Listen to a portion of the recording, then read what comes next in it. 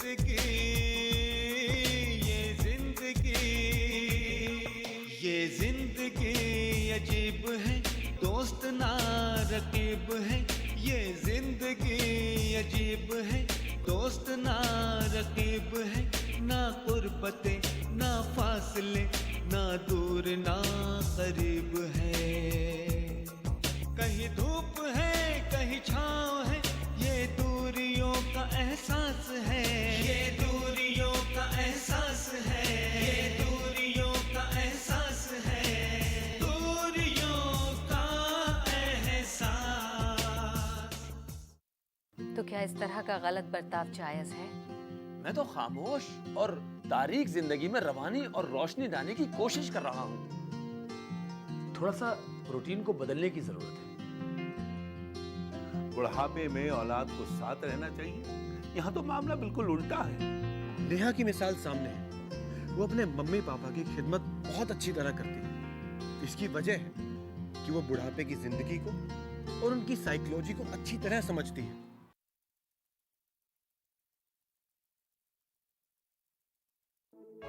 उसकी ट्रेन सुबह सुबह ही आती है, अब वो नहीं आने वाला। अस्सलाम वालेकुम। नाम है बब्बन, काम करता हूँ 56। आ गए तुम बब्बन? जी। अभी हम लोग तुम्हें ही याद कर रहे थे। अच्छा, मैं तो बड़ा खुश नसीब हूँ। अगर तू 3-4 दिन और नहीं आता तो हम कोई दूसरा इंतजाम कर लेते, और अगर हम ऐसा कर लेते तो उसका जिम्मेदार सिर्फ तू होता बब्बन। मतलब मेरी नौकरी बच गई? भाई ये तो ऊपर वाले का बहुत शुक्र है, वरना मेरा क्या होता।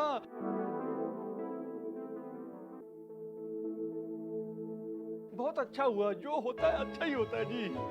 मुझे तो लगा तुम हम लोगों को भूल ही गए। नहीं नहीं, मैं कैसे भूल सकता हूँ आप लोगों को। मैं तो आप लोगों को हमेशा याद करता था, खास करके बड़े साहब को मैं बहुत याद करता था। बस अब्बू ही याद आते थे तुम्हें, हम लोगों की याद नहीं आती थी। नहीं नहीं, ऐसी कोई बात नहीं है, आप लोगों को भी याद करता था। जब हमारे गांव में बाढ़ आई थी, बड़े साहब को तो मैं बहुत याद करता था, वो पानी देखकर। हाँ। बाढ़ और पानी में बड़े साहब कहां से आ गए? पर ये बात मुझे समझ में नहीं आई। समझाने की कोशिश कर बब्बन। ओहो, आप भी कहाँ अपना दिमाग खराब कर रहे हैं।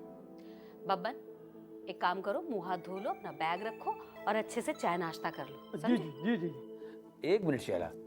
हाँ तो बब्बन, तुम्हें वहां बाढ़ की वजह से पानी ही पानी दिखाई दे रहा था, और पानी के साथ साथ तुम्हें बड़े साहब यानी कि अब्बू भी याद आ रहे थे, ऐसा क्यों? अरे बड़े साहब अक्सर गुनगुनाते हैं ना कि जहां देखो पानी ही पानी है, बस दुनिया तो बस अजब आनी जानी है। समझ गया समझ गया समझ गया समझ गया समझ गया। ठीक है, तुम जाओ। जी जी जी। अरे ये लेते जाओ। जी। नाम है बब्बन, काम करता हूँ 56। बब्बन ने तो इस रुबाई का मतलब ही बदल दिया। हाँ, उसने एक नई रुबाई लिख दी।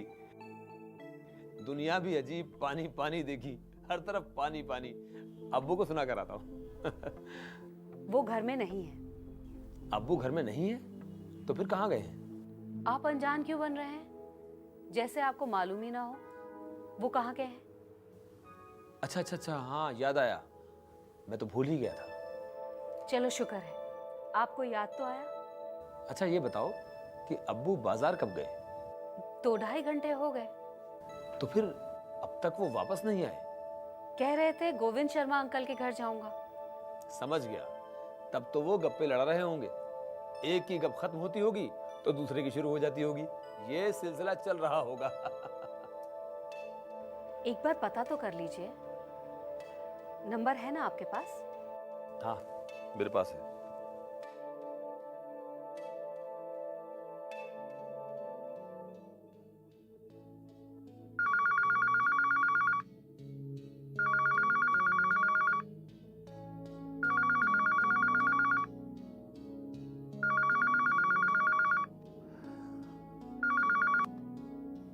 हेलो। हाँ हाँ, गोविंद शर्मा स्पीकिंग। शर्मा अंकल आदाब, मैं जावेद शेख। हाँ आदाब आदाब जावेद बेटा, आदाब। आप बताइए, आप ठीक हैं? मैं भी ठीक हूँ, बस वक्त गुजार रहा हूं। अब्बू आपके साथ होंगे, उनसे जरा बात करनी है। नया शेख मेरे साथ? नहीं नहीं जावेद बेटा, तुम्हें कोई गलतफहमी हुई है। उन्होंने शहला से तो यही कहा था कि वो आपसे मिलने आपके घर जाएंगे। अच्छा, मतलब उन्हें और भी कहीं जाना था? जी, बाजार से उन्हें कुछ खरीदना था। लगभग 2.5-3 घंटे हो गए, इसलिए मैं परेशान हूं, और कोई बात नहीं है। जावेद, तुम भी उन्हें इस उम्र में। क्या बताऊं अंकल, मुझे तो बहुत फिक्र हो रही है। जाहिर है, अरे ये तो फिक्र की बात है ही। जी, उनके आते ही मैं आपको खबर करता हूं। हाँ, अगर नियाज शेख मेरे पास आते हैं तो मैं तुमको खबर कर दूंगा। ठीक है बेटे? जी, बहुत बेहतर है। अब्बू शर्मा अंकल के यहाँ नहीं है? नहीं, अब्बू वहां नहीं है। या अल्लाह,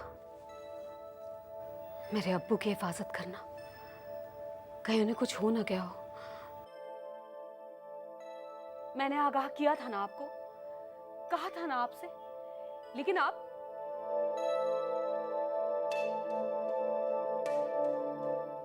अपने आगे किसी की नहीं सुनते। अब देखिए अंजाम। आगे एक लफ्ज भी कहा तो देख लेना। मैं बाजार जा रहा हूं, तलाश करता हूं। इतने बड़े शहर में कहां ढूंढेंगे उन्हें आप? शहला, मेहरबानी करके खामोश रहो। मुझे तो लगता है अब्बू हम लोगों से नाराज होकर घर छोड़ के चले गए। शैला, मुझ पर रहम करो। अब्बू हम लोगों को और इस घर को छोड़कर कभी नहीं जा सकते, मुझे पूरा यकीन है। पता नहीं नियाज शेख घर वापस आए कि नहीं। मुझे एक फोन करना चाहिए।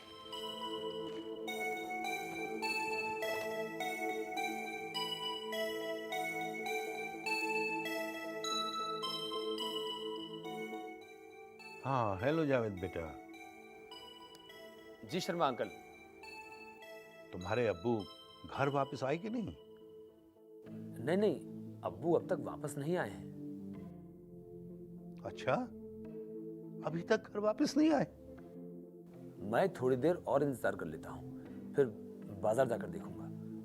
पता नहीं कहाँ रह गए हैं। घबराने की कोई बात नहीं है बेटा, किसी दोस्त से मुलाकात हो गई होगी, वो आ जाएंगे। हाँ, थोड़ी देर में आ जाएंगे। काफी देर हो गई है, इसलिए मैं फिक्रमंद हूं। हाँ हाँ हाँ, ये बात तो है बेटा। शर्मा अंकल, ये बताइए कि वो और कहाँ जा सकते हैं? हाँ, कहाँ जा सकते हैं? हाँ हाँ, याद आया। हो सकता है वो सत्यनारायण जी के घर चले गए हों, या उनसे रास्ते में मुलाकात हो गई हो। ये बताइए अंकल कि क्या सत्यनारायण जी से कांटेक्ट हो सकता है? उनका फोन नंबर तो मेरे पास नहीं है। हाँ, कोशिश करता हूं कि उनसे किसी तरह से कांटेक्ट हो सके।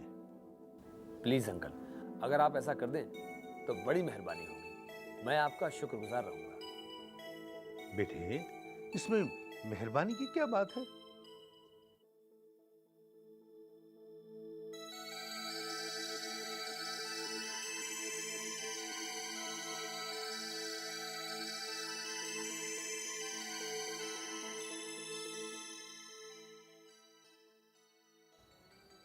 मुझे बाजार जाकर देखना ही पड़ेगा अब्बू को। बहुत देर हो चुकी है।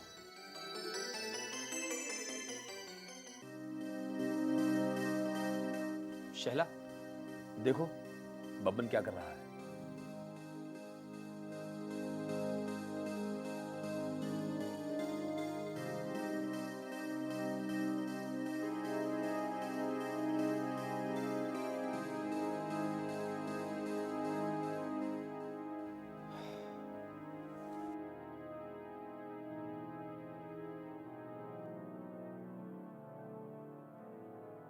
दादू अभी तक बाजार से नहीं आए, पता नहीं कहाँ रह गए।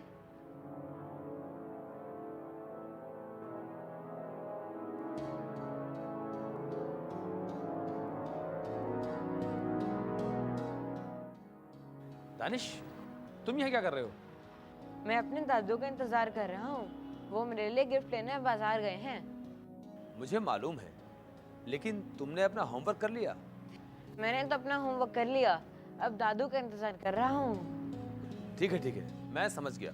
तुम अंदर जाओ, मैं तुम्हारे दादू को देख कर आता हूँ। अब्बू, मैं भी आपके साथ चलूं? नहीं, मैंने तुमसे क्या कहा? तुम मेरी बात क्यों नहीं सुनते? अच्छे बच्चे बड़ों की बात सुनते हैं और मानते हैं। नहीं अब्बू, मैं भी आपके साथ चलूंगा। दानिश, मैं जो कह रहा हूँ उसे मान लो। जाओ अंदर।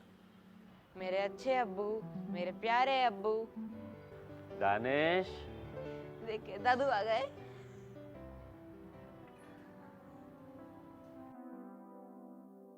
दादू, मैं बहुत देर से आपका इंतजार कर रहा था। अच्छा, इसमें क्या है दादू? आपका गिफ्ट। आपके हुक्म की तामील हो गई। थैंक यू दादू, आप तो वादे के बहुत पक्के हैं। मैं तो आपको मान गया। हाँ दानिश बेटा, अब तो दादू ने तुम्हें गिफ्ट लाकर दे दिया। अब तो खुश? अबू, बाजार से सिर्फ एक गिफ्ट लाने में इतनी देर खामोश क्यों हैं अब्बू? बताइए। अब्बू, शैला भी परेशान हो रही थी, मैं भी परेशान हो रहा था। हम लोग इंतजार कर रहे हैं आपका। तरह तरह की बातें दिमाग में आती हैं। जावेद बेटा, क्या सारी बात यहीं करोगे? आराम से बैठकर तफसील से कमरे में बात करेंगे।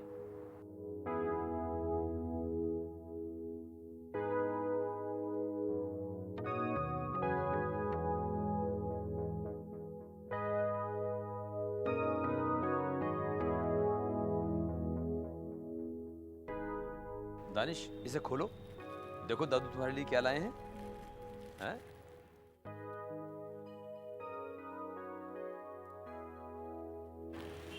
दिखाओ, मैं भी हेल्प करता हूँ। हाँ। अरे वाह, ओहो बॉल्स, वेरी गुड, बहुत बढ़िया। एक एक करके खेलना, कभी सारी खत्म कर दो। लो, चलो इन्हें रखो। एक बॉल निकाल के खेलना, बाकी रखना, बाद में खेलना, ठीक है? चलो।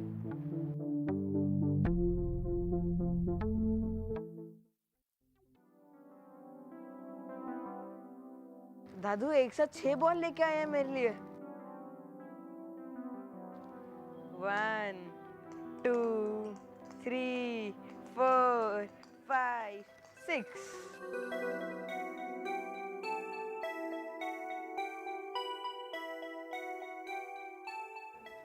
अब्बू, आप कहाँ चले गए थे? आप 2 घंटे बाद वापस आए हैं। हम लोग तो यहाँ परेशान हो गए थे और मैंने तो शर्मा अंकल को भी फोन कर दिया। बेटा, काफी दिनों के बाद आज अश्वनी जी से मुलाकात हुई।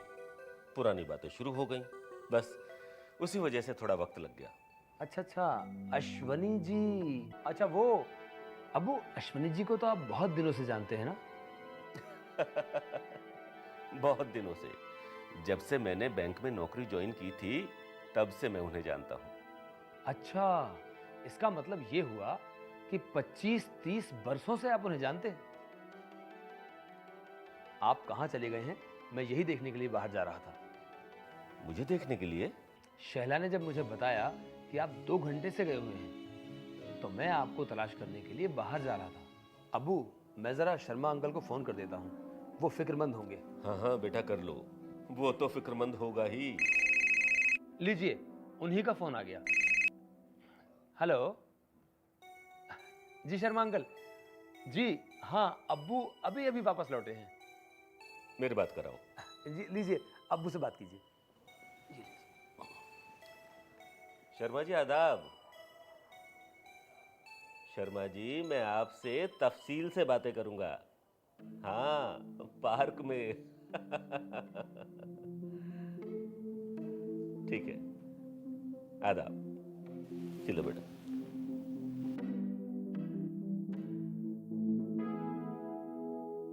अब्बू, आप अश्वनी जी के बारे में बात कर रहे थे। बेटा, जिस बैंक में मैं काम करता था ना, उस बैंक में अश्विनी जी लीगल एडवाइजर हुआ करते थे।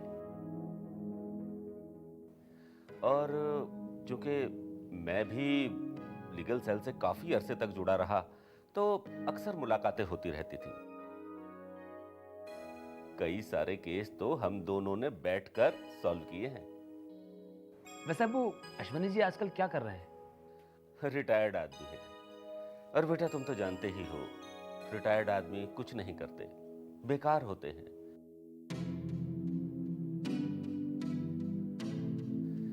वैसे आजकल वो कानूनी सलाह मशवरा देते हैं। ये तो बहुत अच्छी बात है। एक जरूरी मशवरा मैं भी करना चाहता हूं। एक जरूरी मशवरा? वो भी मुझसे? अच्छा बताओ बताओ। दरअसल मुझे एक नई नौकरी का ऑफर मिला है। बेटा ये तो बहुत खुशी की बात है। ये सुनकर तो मैं बहुत खुश हुआ। लेकिन उसके लिए मुझे पहले मुंबई जाना पड़ेगा। हाँ तो बेटा आगे बताओ।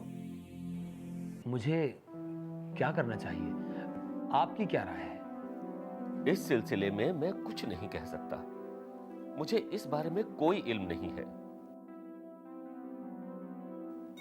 तुम्हारी अपनी मर्जी है, जैसा तुम चाहो।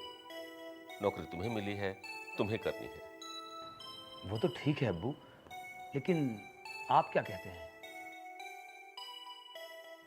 क्या मेरे लिए एक ये नया मौका है और मुझे इसे हाथ से नहीं जाने देना चाहिए? देखो, इस बारे में मुझे कोई इल्म नहीं है। जो तुम्हारी समझ में आए वो तुम करो।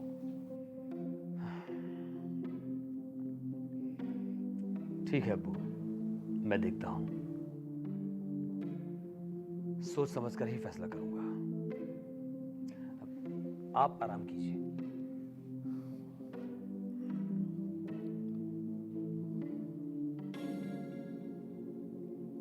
अब मैं जावेद को क्या राय दूं? जावेद का दौर कुछ और है, हमारा दौर कुछ और था। एक रिटायर्ड आदमी हूं, अब मैं इसे क्या राय दूं? अब तो बस दुनिया से रुखसत होने का इंतजार है।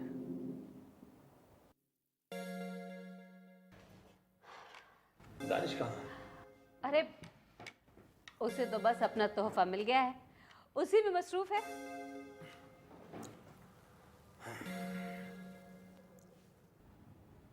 आप किस कश्मकश में मुब्तला हैं? मुझे मुंबई जाना चाहिए या नहीं जाना चाहिए, फैसला नहीं कर पा रहा हूं। मेरी राय में तो आपको मुंबई जरूर जाना चाहिए।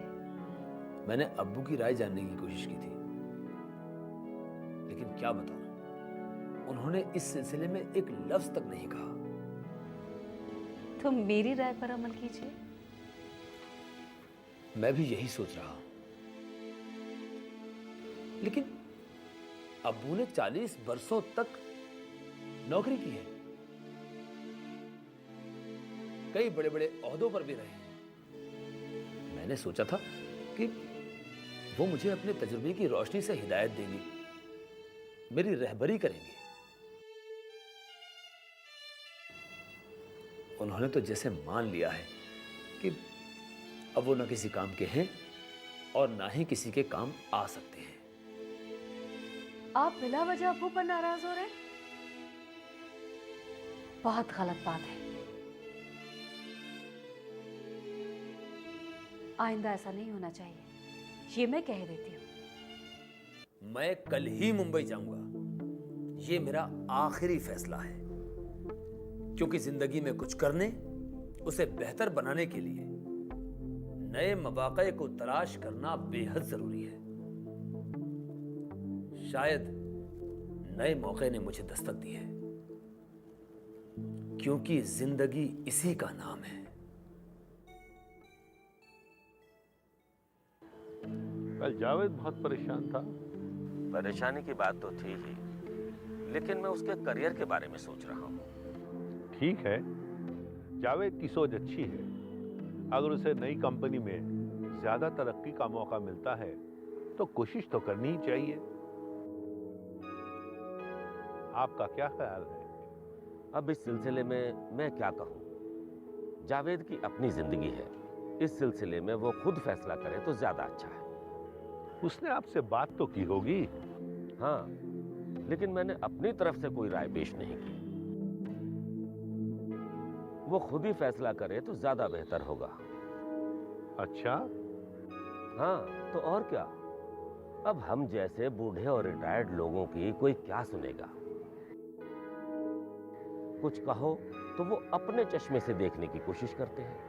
तौल और परख कर नतीजा हमेशा आपके खिलाफ ही होता है। आपकी बातों से मैं एग्री करता हूँ, इसलिए मैं ज्यादा नहीं बोलता। ज्यादा क्या, मैं बोलता ही नहीं, खामोश रहना ही ज्यादा पसंद करता हूँ। आदाब।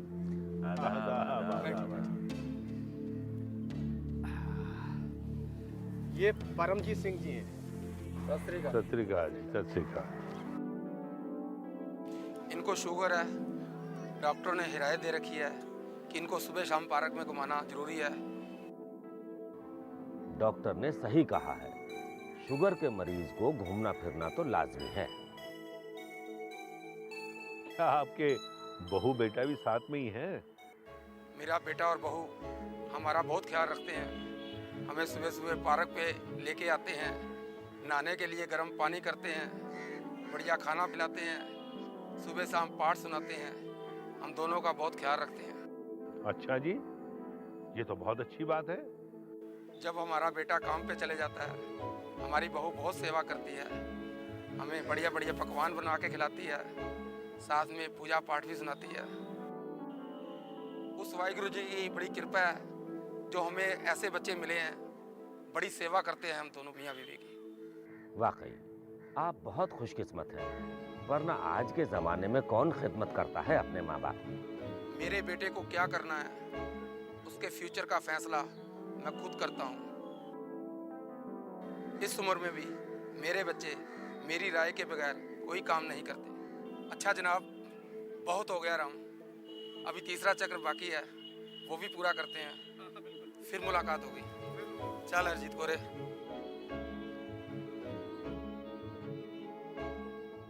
अरे जनाब, आप दोनों किन ख्यालों में खो गए? कहीं नहीं, मैं तो अपने बेटे और बहू के बारे में सोच रहा था।